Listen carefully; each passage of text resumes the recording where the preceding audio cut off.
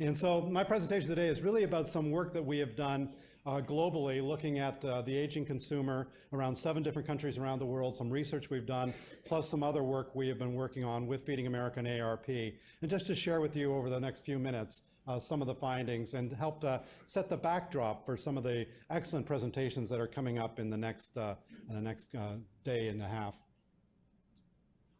Let's just make sure I can, there we go. So we're facing what is often called an age quake. And the age quake, if you look at this, in 2011, we have the countries Germany, Greece, Italy, and Japan, where people over 60 years old vastly outnumber the youth, the people under 15. And so we have a situation where the older population that are having pensions, are retiring, are slowing down their work, are much more of a demographic force than the younger population behind them that are going to be the people working and providing for the sources. Now, this is something that we all know about and what's happening in these various countries and how it's changing the nature of their demographics, their economics, their policies, their politics. But if you look at it in 2010, many more countries start to emerge as well. We're seeing a slowing birth rate in Eastern European countries and Southern European countries, slowing birth rate in many countries around the world. In fact, 2 major trends are affecting us right now. One is generally, although we're going from 7.2 billion people population to 9 billion population by 2050, our birth rate is slowing down in every country, including India and China. And as a result, we're having fewer new babies being born, fewer young people being born. And then the other side of that is that we all are living longer. And so we have an older population that are living longer and a reduced number of younger population coming on board. This is the age quake that's occurring. And if you look by 2030, there'll be 34 countries, including Japan, Germany, the US will have 20.1% of people that are over 65 that will greatly outnumber the number of young people as well. So this quake of older consumers is not just a US phenomenon. It is happening around the world. And every country is going to have to deal with it in different ways. In fact, some of the statistics that we see, the fastest growing age cohort right now in the US is people 100 years old or older. And we're seeing that by 2025, there'll be 119,000 consumers that are 100 years old and older. And think about, by the year 2050, there'll be over 1 million people 100 years old or older. And guess what? They all turn 65 this year. So they're all existing, they're all here. And how are we going to make sure that they're healthy and vibrant and living decent lives? And that's one of the challenges I think we all face with the work we're doing. We focus on millennials. All our advertising, our TV shows, our commercials are all about millennials. But if you really look at it, the real spending power is in boomers and older.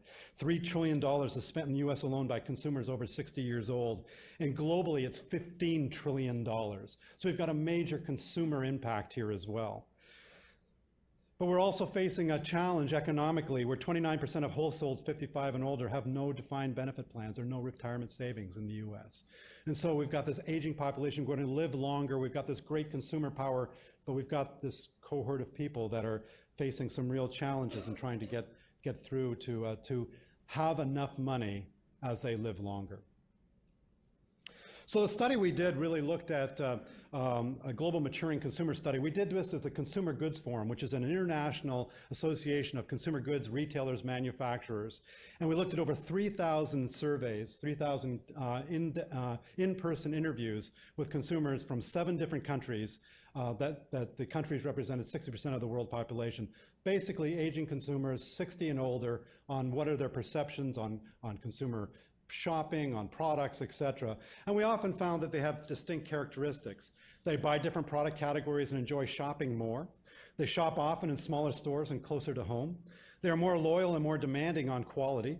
They watch for promotions, but they do not find them adapted as much as possible.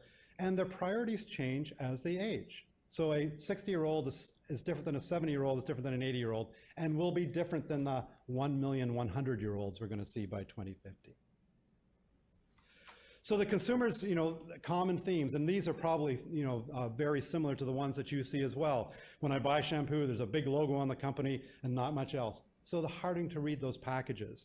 They aren't able to reach up to the top shelves. I'm not as tall as I used to be, and I do feel I wish I could reach a product on the shelf.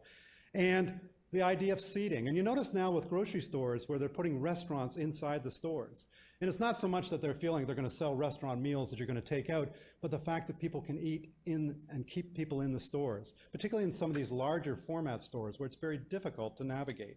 And so being able to have these types of things are becoming much more of what retailers and restaurants are trying to do to engage more with the maturing consumer.